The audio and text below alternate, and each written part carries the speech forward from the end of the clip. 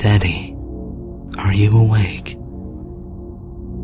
We're a small family of 4. The 2 of us and 2 kids, 4 and 3 years old. My daughter is the older one, and for the last year has had nightmares off and on. Some mornings I'll wake up with her wedged firmly in between my wife and I, which is fine. We've all been there.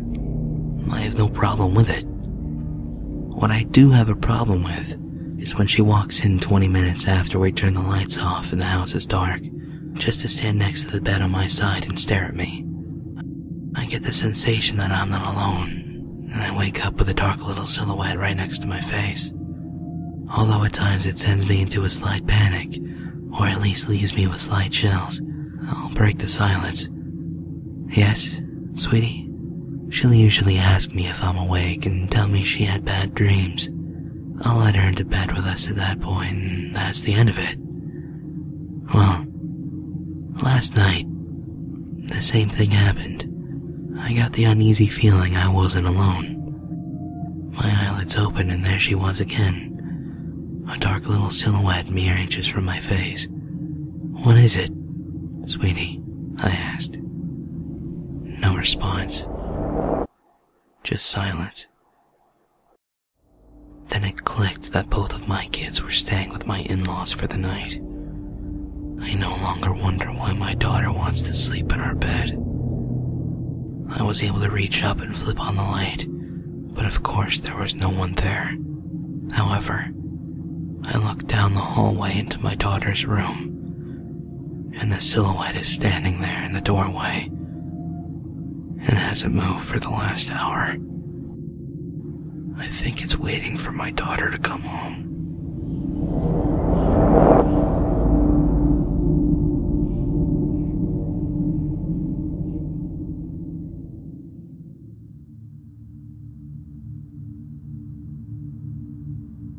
It's locked. About 10 years ago, I was recently divorced and living in a 1-bedroom apartment. The place was clean and the rent was decent. One of those places that had a doorman. I felt safe here. I was alone and loving it, focused on my career and not my clingy ex-husband.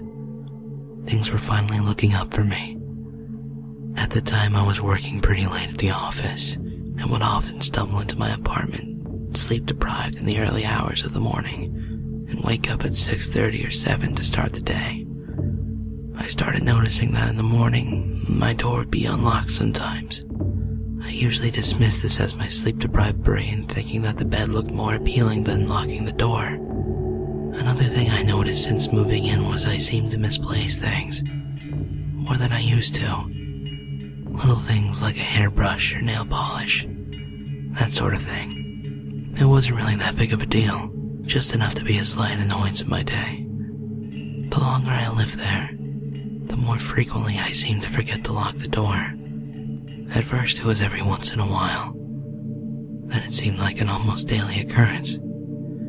More things went missing. Things like pictures, shaving razors, and more disturbingly, my underwear. This went on for long enough that I started to get a little paranoid.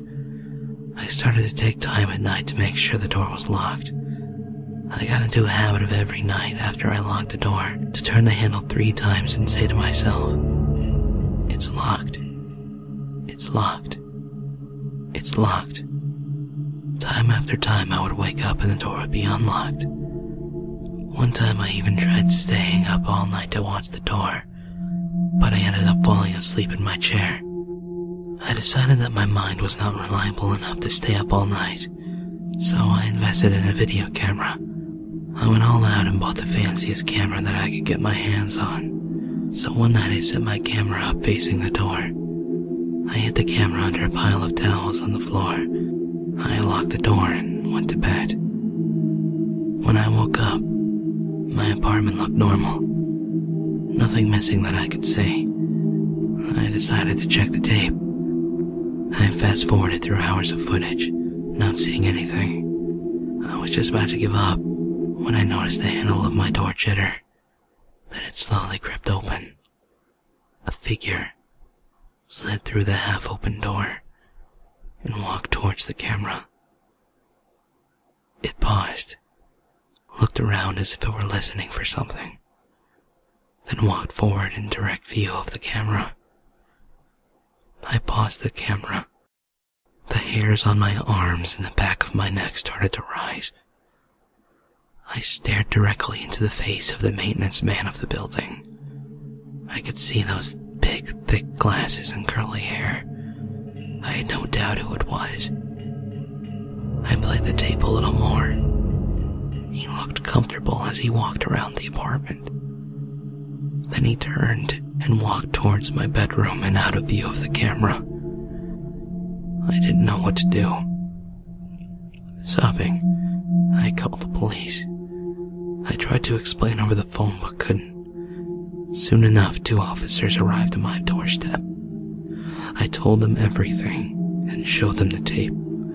I remember seeing the blood drain from their faces. They promised me that I was safe, that they were going to get this guy.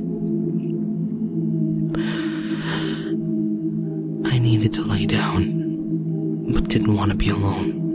One of the officers offered to stand outside my apartment door as I took a nap.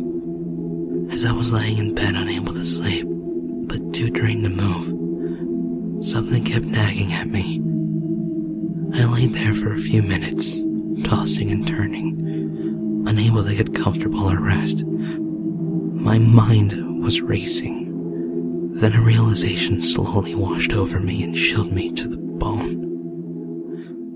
We watched the tape and saw the man enter my home. But we never saw him leave. I froze, then started shaking. I needed to get to the front door. I sat up and looked around the room. I couldn't see anyone. I swung my legs over the side of the bed cautiously. My feet hit the cold wood floor and I felt warm breath on my ankles. I raced out of my apartment as fast as I could into the safety of the police officer. He called for backup. They found the man under my bed, clutching a knife and a Polaroid camera. To this day, I cannot sleep alone.